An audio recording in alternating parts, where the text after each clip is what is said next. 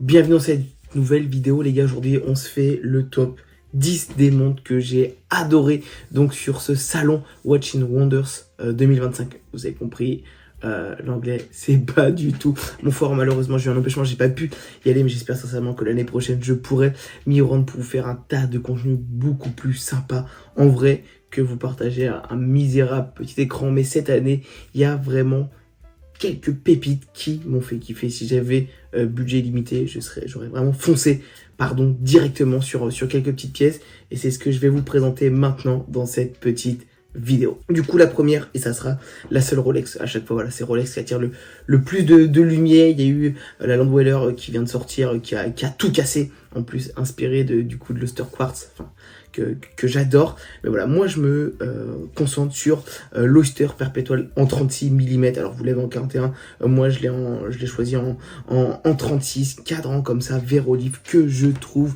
vraiment tout simplement magnifique. Alors j'adore le côté vraiment épuré de l'Oster Perpetual en 36, vraiment moi qui n'ai pas un gros poignet, elle m'irait voilà, à ravir. Je sais pas s'il y a le prix, voilà, on est à 6350 €. Sincèrement, aujourd'hui, en neuf, ça serait l'une des pièces qui m'intéresse le plus, orientée petit budget. La nouvelle Arkin ne me plaît pas du tout, je préfère vraiment les Arkin d'époque.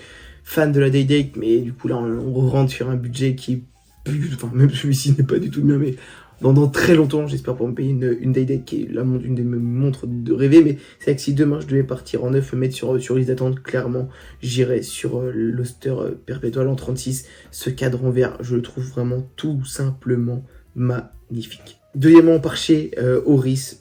Alors là les gars, on est sur une pièce pépite de 1800 € en 34 mm. Donc je pense que c'est une montre qui est orienté plus fan, même si clairement c'est mixte hein, pour moi. Je la trouve magnifique, surtout si vous avez un petit poignet dessus. Vous êtes sur une base de Sellita modifiée par Oris, donc manufacture, enfin pièce maison à l'intérieur. Et surtout voilà, vous avez les index en diamant. Alors on est sur du diamant, comment dire, j'ai perdu le terme. On est sur du diamant de synthèse, voilà, ça m'est revenu. Diamant de synthèse, c'est simple, c'est épuré en 34, on l'aurait en 38, on aurait pu clairement le faire aussi, mais on est pour moi vraiment une pièce qui va aller aussi bien aux hommes que aux femmes.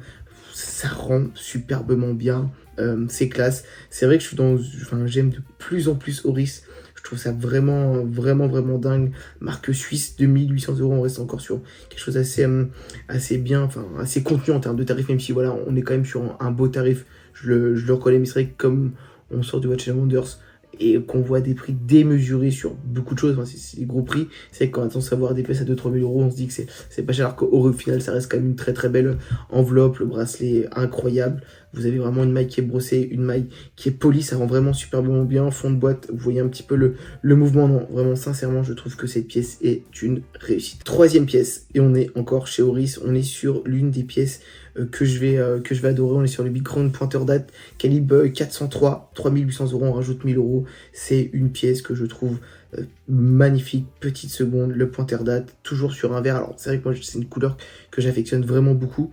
On voit sur cette vidéo, regardez comment il est un peu grainé le cadran, je le trouve tout simplement dingue, vraiment sincèrement le cadran je le trouve incroyable. Vous êtes sur une petite seconde, 40 mm, donc encore une fois, on va aller vraiment s'adapter à tous les poignets là-dessus, mais même sur différents types de peau, je le trouve vraiment beau. Un super Luminova. Sincèrement, on est, je pense, pas loin d'une des pièces que je vais préférer de cette... Enfin, vraiment, c'est les 10 pièces que je vous présente aujourd'hui. C'est 10 pièces que j'ai vraiment adoré.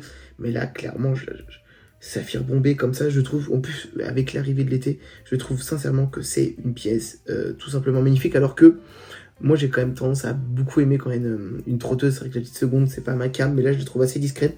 Peut-être que ce qu'il faut aussi, qu'il y a le pointeur date qui fait que ça reste assez habillé, c'est vrai quoi. J'espère vraiment pouvoir me prendre une Oris, alors même sur le marché de la seconde main, ça cote vraiment beaucoup, parce qu'on est vraiment sur quelque chose d'ultra qualitatif et fiable, donc marque qui date de 1904, donc on est sur une très grosse manufacture. On part maintenant chez Frédéric Constant. C'est vrai que si je vais faire un classement en oubliant la Rolex, je trouve tout simplement magnifique, je mettrai celle qu'on vient juste de voir juste avant, et c'est vrai que je pense qu'en deux, je mets cette pièce qui est tout simplement magnifique. On est à 10 000 €, à 9 995 balles.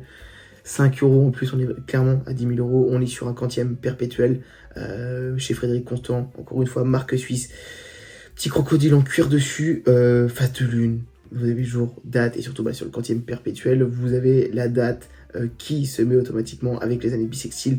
C'est une prouesse technologique, c'est magnifique, ça explique son prix aussi.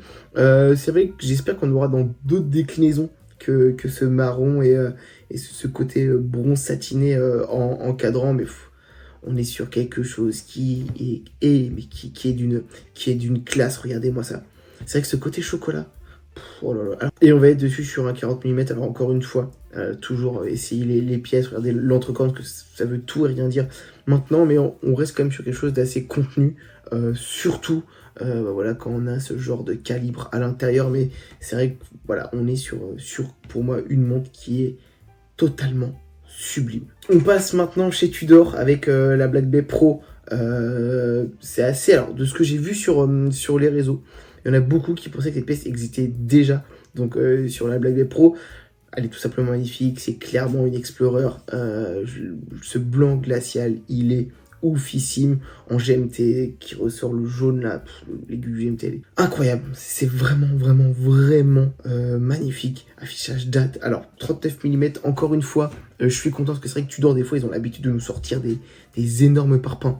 Surtout voilà, moi qui aime plutôt les calibres contenus, ça me fait plaisir. Mais regardez-moi ça, il n'y a pas d'autres photos. Mais en plus 4410 euros, pardon, je trouve sincèrement, alors c'est un prix, je suis d'accord, mais quand je vois en fait tout ce qui se passe autour de Tudor maintenant, ça m'aurait vraiment pas choqué qui rajoute 1000 balles, donc à la pièce. On est cosque là-dessus, donc c'est vraiment pour moi une très belle réussite. Et je me demande si on n'est pas, enfin, c'est une montre qu'on va beaucoup voir, je pense, dans les prochains mois, dans les prochaines années, en termes d'écoulement derrière. Je pense que c'est celle en tout cas des pièces pour moi, qui va vraiment se vendre le plus de ce salon. On part maintenant sur une marque française, encore une fois. Vous savez, voilà, j'ai des problèmes avec les faces de lune en ce moment, je suis dans cette période-là. Je trouve ça vraiment magnifique. Donc, Péguinier, marque française. On est à 8500 euros. Magnifique cuir en croco dessus. Vous avez une double face de lune, nord, une sud. Petite seconde, réserve de marche. Affichage jour et date, vous choisissez en français, en anglais, si vous êtes dans un but potentiellement de revente. Je pense que, après on est sur une marque française, donc beaucoup de gens vont rechercher cette marque-là en étant français, mais vous prenez un petit peu moins de risque de décote, je pense, sur un affichage date en anglais. Vous avez derrière, voilà, saphir, vous pouvez regarder ce magnifique mouvement. Alors, le seul petite chose que je pourrais approcher à cette pièce-là, c'est on est sur vraiment une couleur assez terne. J'aurais aimé quelque chose un petit peu, je sais pas, un petit peu plus coloré, moins ce côté gris ou beaucoup plus blanc, par exemple. Si je devais choisir, c'est peut-être moi le gris. Je trouve que ça fait un petit peu trop acier, un petit peu moins classe. C'est vraiment encore une fois qu'un avis, mais en tout cas, la montre, elle rend quand même superbement bien. Et vous êtes sur un 39,5, donc encore une fois, c'est assez chargé, mais assez aéré en même temps. C'est là qu'on voit que voilà, ça a vraiment été bien fait. Vous avez vraiment cette spirale tout autour qui est creusée. Vous avez un jeu de texture à l'intérieur. Non, je trouve sincèrement que cette pièce, c'est une réussite. Encore une fois, pour moi, l'avantage de ce genre de pièce, c'est que vous allez pouvoir, en fonction des styles, en fonction des humeurs, vous mettre un croco noir, vous jouez avec le noir et les surpiqûres, ou le marron et les surpiqûres. Donc, je trouve que ça, c'est vraiment le côté cool d'une pièce comme ça. Et encore une fois, je trouve ça tellement intéressant qu'une marque française nous fasse vraiment voilà, de très belles pièces. J'ai failli en mettre plusieurs de chez Pékinier. C'est vraiment une marque que je commence vraiment à découvrir, que j'avais vraiment sous-estimé, je dois vous l'avouer. Et plus je regarde, plus vraiment j'aime cette marque. On part maintenant chez Raymond Veil, avec cette magnifique montre en 40 mm, fichage jour, date. Vous avez jour-mois, on est à 3775 euros, face de lune. Encore une fois, vous avez ce côté un peu, ouais, c'est pas du bronze, mais ce côté acier inoxydable en PVD or rose. Au final, c'est du PVD or rose, je suis complètement con. Un bracelet gris là-dessus. Ils appellent ça cuir brun, mais pour moi, je trouve sincèrement que ça rend gris. Alors, c'est vraiment avec les photos, faudra vraiment voir. En vrai, c'est une montre que j'ai découvert en faisant cette sélection pour être le plus transparent possible. Je n'avais jamais entendu parler de cette montre, mais j'ai vraiment adoré le design. Encore une fois, un affichage face de lune. Je trouve ça vraiment, vraiment, vraiment magnifique. Et encore une fois, un petit peu un jeu de texture, un petit peu un jeu de couleur. Et je pense que sincèrement, c'est au poignet une montre qui est vraiment fait vraiment, vraiment très luxueuse. On part maintenant chez Baume & Mercier. Beaucoup de marques suisses. Hein. Après, on est sur un salon suisse. Est-ce que... Voilà, il y a un rapport, mais voilà, on est sur un 41 mm. Je la trouve vraiment tout simplement magnifique. Un magnifique chronographe. Vous savez que ce que je déteste sur les chronos, c'est le fait que ça soit beaucoup trop chargé. Pour le coup, là, ça ne l'est pas. Ça fait très, très classe. Je trouve que des fois ça fait un peu trop sportif. Là on est vraiment sur une montre qui fait très très classe. Alors faut aimer la forme, moi j'adore, c'est vraiment une montre, j'aimerais vraiment l'avoir en vrai. On a 4200 €, ça rend vraiment très bien donc en photo, mais c'est vraiment genre, j'aimerais vraiment pouvoir l'avoir en vrai, voir les textures. Le cadran a l'air d'être vraiment vraiment travaillé avec ces petites formes à l'intérieur. Je sais pas si c'est des vagues ou une espèce de petits triangles, mais je trouve ça magnifique. Et surtout je trouve qu'on est vraiment sur un côté vraiment brut. Alors attention, parce que moi je suis un fan de marque Millet et vous voyez ça va vraiment se rapprocher de ce mood là, mais en tout cas vraiment je trouve ça magnifique. 48 heures de réserve de marche, 10 ATM, on est vraiment encore une fois sur quelque chose voilà qui fait le job. Alors on est vraiment sur, si vous cherchez voilà, des DPS un peu folles en termes de coloris, là on va vraiment rester sur quelque chose de classe, sur un prix, donc attention comme je vous disais tout à l'heure, toujours en faisant ce genre de vidéo, on a tendance un peu à perdre un peu la notion d'argent. On est quand même sur un très beau prix, mais je trouve que là on reste sur quelque chose d'assez raisonnable dans tout ce qu'on a pu voir ces derniers jours. On est sur maintenant une INOWC modèle ingénieur automatique en 40 mm. Je trouve ça vraiment magnifique. Encore une fois, je suis beaucoup trop pauvre en fait pour avoir les montres et vous les montrer, mais clairement c'est une montre que j'aurais vraiment trop voulu voir en vrai, déjà pour le bracelet, voir comment elle rend au poignet. Il y a un jeu de texture dans le cadran, il y a un jeu de couleur avec les aiguilles, le cadran que je trouve tout simplement dingue. On voit que c'est poli dessus aussi, ça a l'air d'être un peu brossé sur le bracelet. Je trouve en tout cas la coloris. Attention, je vous ai au moins montré 3 ou 4 pièces dans les tons verts, donc encore une fois c'est toujours les goûts, les couleurs, mais le but de cette vidéo c'est vraiment de vous montrer moi ce que j'aime. On est vraiment sur quelque chose qui est vraiment vraiment magnifique et surtout qui rend vraiment bien au poignet. Pour moi ce qui est assez compliqué, c'est quand vous allez choisir des pièces un petit peu colorées, on peut vite tomber dans le kitsch en fait si c'est mal fait. Là en l'occurrence je trouve ça totalement magnifique. On part sur la dernière pièce, une Angelus. C'est sublime. Moi j'ai choisi ce modèle là donc qui sera en 15 exemplaires en or, donc je crois qu'on est dans les 35 000 €. Alors attention, parce que j'ai beaucoup dit que je détestais quand c'était trop chargé. Là en l'occurrence c'est vraiment chargé, mais c'est un chronographe, on a un seul bouton poussoir, on est vraiment sur de la haute horlogerie derrière.